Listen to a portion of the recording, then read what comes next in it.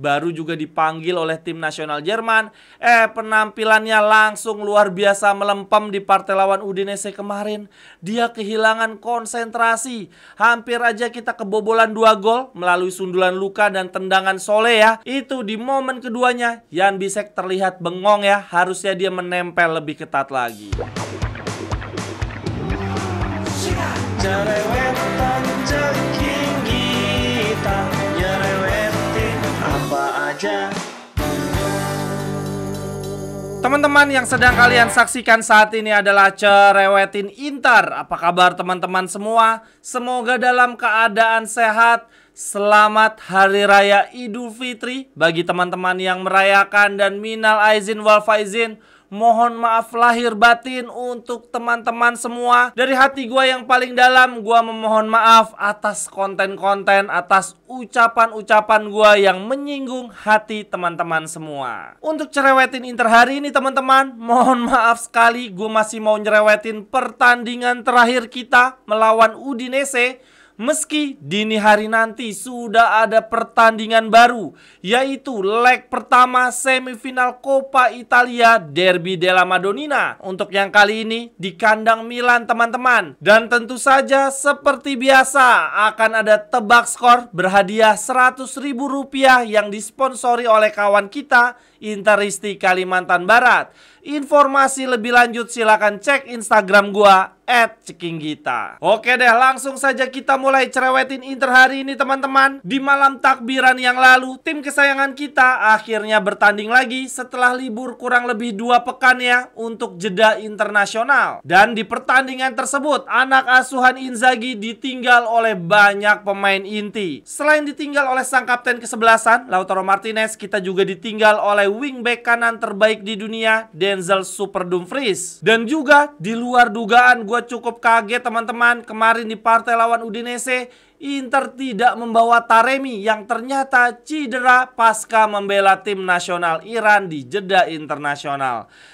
Ada aja. Lalu kemudian Steven De Vrij walaupun kemarin ikut ya di pertandingan lawan Udinese, sebetulnya secara kondisi fisik dia belum siap tampil. Sementara itu pemain lainnya seperti Di Marco, Darmian, dan Zielinski, ketiganya baru sembuh dari cedera ya, absen 1,5 bulan, sehingga belum bisa bermain full 90 menit di pertandingan kemarin. Di partai lawan Udinese weekend yang lalu, Inzaghi menghadapi satu tantangan super berat, yaitu kondisi skuadnya yang sangat amat terbatas. Dan apesnya lagi, pemain yang tersedia pun sudah jumlahnya terbatas. Kondisi kebugaran mereka jelas sangat amat tiris karena sebagian besar baru saja membela tim nasionalnya masing-masing di international break. Dan kemudian 3 hari pasca melawan Udinese, Inzaghi juga harus sudah memikirkan pemain yang siap tampil di semifinal leg pertama melawan Milan. Jadi sekali lagi teman-teman, tantangan terberat Inzaghi di partai lawan Udinese yang lalu, dan ya termasuk juga seluruh pertandingan di bulan April ini, adalah bagaimana mengelola kebugaran para pemainnya. Untuk starting line up, di posisi kiper ada Yann Sommer. Untuk trio center back, Bastoni absen karena skorsing kartu merah di pertandingan sebelumnya melawan Atalanta. Yang bermain adalah Pavard, Acerbi, dan juga Augusto. Lalu kemudian di lini tengah, wingbacknya ada Darmian, Di Marco, dengan 3 gelandang tengah diisi oleh Fratesi, Calhanoglu, Mkhitaryan. Barella diistirahatkan, Dumfries cedera, dan kemudian duo wingback utama kita Darmian, Di Marco baru saja sembuh dari cedera 1,5 bulan. Nah, yang menarik di lini depan, padahal beberapa hari sebelumnya gencar dikatakan Korea yang akan menjadi starter, tetapi ternyata Inzaghi lebih memilih Arnaud Taufik untuk mendampingi Marcus Thuram. Untuk jalannya pertandingan di babak pertama, menurut gua dan beberapa teman lainnya ya di live chat mengatakan bahwa ini adalah salah satu babak pertama terbaik Inter di musim ini. Bermain sangat amat nyaman, Inzaghi Ball tampil sempurna, serangan-serangan kita berbahaya, kita mendominasi lini tengah, dan lini belakang kita tidak memberikan celah bagi pemain-pemain lawan. Dan bahkan teman-teman, di 10 menit pertama Inter langsung membuat 3 peluang berbahaya. Peluang pertama ada shoot dari luar kotak penalti, Hakan Calhanoglu melebar tipis saja. Lalu kemudian peluang yang kedua ada umpan crossing dari kakek Mkhitaryan, tepat mengarah ke Fratesi, tetapi sayangnya finishingnya masih lemah dan melebar. Lalu kemudian peluang yang ketiga, lagi dan lagi Mkhitaryan menusuk ke kotak penalti, memberikan bola kepada Fratesi, tetapi sayangnya shootnya masih bisa diblok dan menciptakan kemelut. Nah, di momen kemelut ini teman-teman, Fratesi berhasil mencuri shot, tetapi sayangnya membentur tiang. Dan akhirnya di peluang keempat lah terjadi gol. Berawal dari Arnautovic membangun serangan, memberikan bola kepada Acerbi. Nah, ini gokil banget Acerbi, skill yang luar biasa dari kakek-kakek berusia 120 tahun, center back tengah. Bisa-bisanya ada di bibir kotak penalti, ngapain coba? Dan dia kasih skill luar biasa teman-teman. Dia cuma diam mengangkang saja, membiarkan bola ke Mkhitaryan, dan Mkhitaryan berikan bola terobosan kepada Di Marco, masuk ke kotak penalti. Crossing diselesaikan oleh Arnautovic. Inter unggul 1-0. Setelah gol tersebut terlihat Inter perlahan mulai menurunkan tempo permainan, membiarkan Udinese menguasai jalannya pertandingan. Akan tetapi gokilnya Inter yang justru kembali mencetak gol, memperlebar keunggulan. Lagi-lagi lewat aksi menawan Mkhitaryan, dia memberikan bola kepada Di Marco. Di Marco masuk ke kotak penalti. Crossing diselesaikan oleh Fratesi. Ini proses golnya kurang lebih sama ya dengan gol pertama melalui Arnautovic. Ada kombinasi luar biasa di sisi kiri, Mkhitaryan dan Di Marco. Nah, setelah gol kedua ini, Inter semakin menjadi-jadi, menurunkan tempo permainan, memberikan kesempatan Udinese untuk mengendalikan permainan dan Inter lebih banyak menunggu. Tetapi sayangnya di babak pertama Udinese tidak mampu membuat peluang berbahaya. Hanya ada satu shot on goal ya, melalui sundulan Luka. Sundulan ini sebetulnya terbuka tanpa penjagaan, tetapi masih terlalu lemah dan tepat mengarah ke Yann Sommer. Babak pertama ditutup dengan skor 2-0 bagi Inter. Dengan keunggulan 2 gol di babak pertama, tadinya gua berpikir bahwa Inter di babak kedua akan menyelesaikan pertandingan dengan nyaman. Antara bertahan total ya, mempertahankan skor, atau justru bisa saja Inter menang telak. Menurut gua saat itu kuncinya adalah di 15 menit awal babak kedua.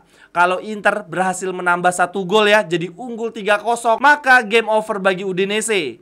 Dan begitu juga sebaliknya, apabila di 15 menit awal Udinese mampu mencetak gol, maka pertandingan akan kembali berlangsung ketat. Udinese kembali mendapatkan angin untuk memperbaiki keadaan. Nah, ternyata justru 15 menit awal babak kedua lewat tanpa ada 1 gol pun baik bagi Inter maupun bagi Udinese.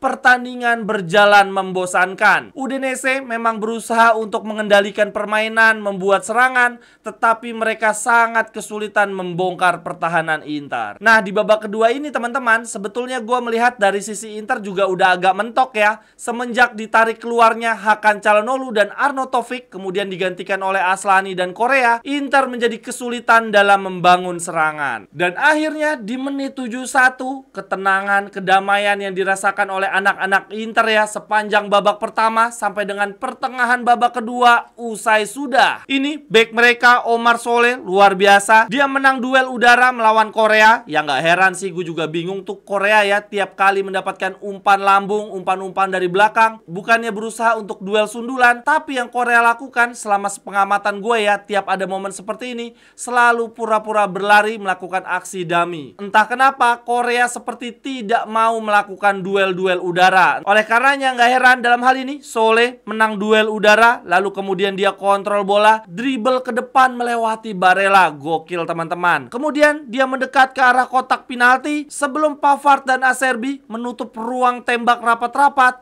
Soleh langsung shoot saja kencang merobek jala gawang Inter. Di sini terlihat ya, Yann Sommer tidak siap. Dia pun kaget, tidak menyangka center back Udinese bisa bikin shoot kencang terarah dari luar kotak penalti. Kedudukan 2-1 yang membuat Udinese mendapatkan angin, membuat 15 menit akhir pertandingan terasa sangat amat bikin stres. Malam takbiran yang tadinya penuh senyum, penuh optimisme, menikmati pertandingan, Inzaghi ball dari kaki ke kaki, tiba-tiba bikin migrain sampai dengan menit 96. Babak kedua pertandingan ini teman-teman, injury time-nya cukup panjang ya, plus 6, karena sempat ada momen Mkhitaryan tendangan salto, akan tetapi kaki dari kakek Mkhitaryan malah nendang kepala dari backnya Udinese ya, Christensen. Sejujurnya aksi ini sangat membahayakan dan layak membuat Mkhitaryan kemudian diganjar kartu kuning ya, tetapi wasit tenang-tenang saja seakan tidak terjadi apa-apa. Kemudian menjelang pertandingan berakhir, kembali Udinese mendapatkan 2 peluang super emas. Yang pertama ada dari sundulan Luka, yang kali ini sundulannya tidak lagi lemah tetapi sangat amat kencang. Tetapi untungnya Yann Sommer refleksnya sungguh luar biasa. Dengan tenang dia mengantisipasi bola dengan tangan kanannya. Lalu tidak lama kemudian kembali Udinese mendapatkan peluang, kali ini dari Umar Soleh. Hampir saja dia mencetak 2 gol di pertandingan ini. Dan lagi-lagi refleks cepat dari Yann Sommer menggagalkan peluang Udinese. Dan akhirnya pertandingan selesai dengan kedudukan akhir 2-1, membuat Inter tetap berada di Capolista sampai dengan Giornata 30. Tetapi sayangnya Napoli di Giornata ini juga meraih kemenangan ya beberapa jam setelah Inter bertanding.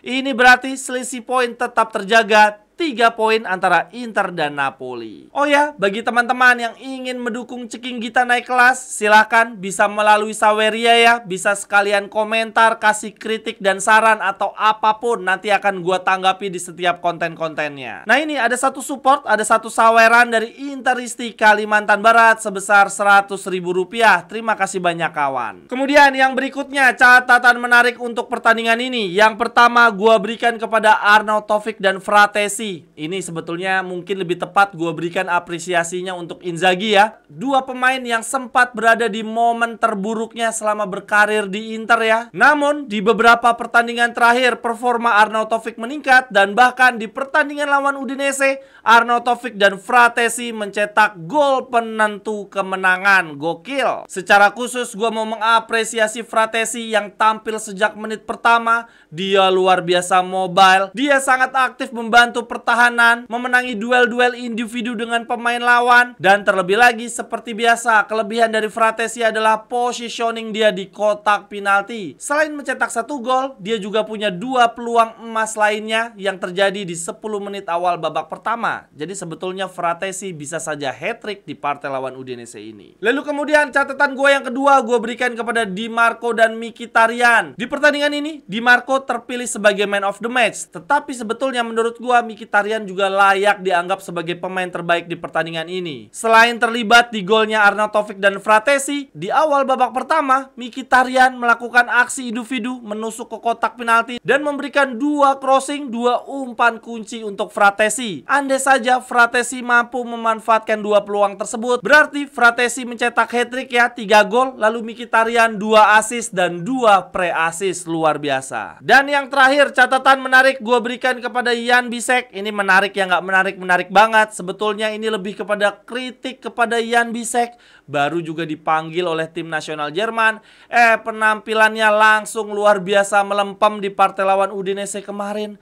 Dia kehilangan konsentrasi. Hampir aja kita kebobolan 2 gol melalui sundulan Luka dan tendangan Soleh ya. Itu di momen keduanya Jan Bisek terlihat bengong ya. Harusnya dia menempel lebih ketat lagi. Sekian dulu untuk cerewetin Inter hari ini. Terima kasih untuk teman-teman yang sudah menyaksikan. Untuk kritik dan saran silahkan disampaikan melalui link yang ada di kolom deskripsi. Sampai ketemu di cerewetan-cerewetan berikutnya. Bye-bye, thank you.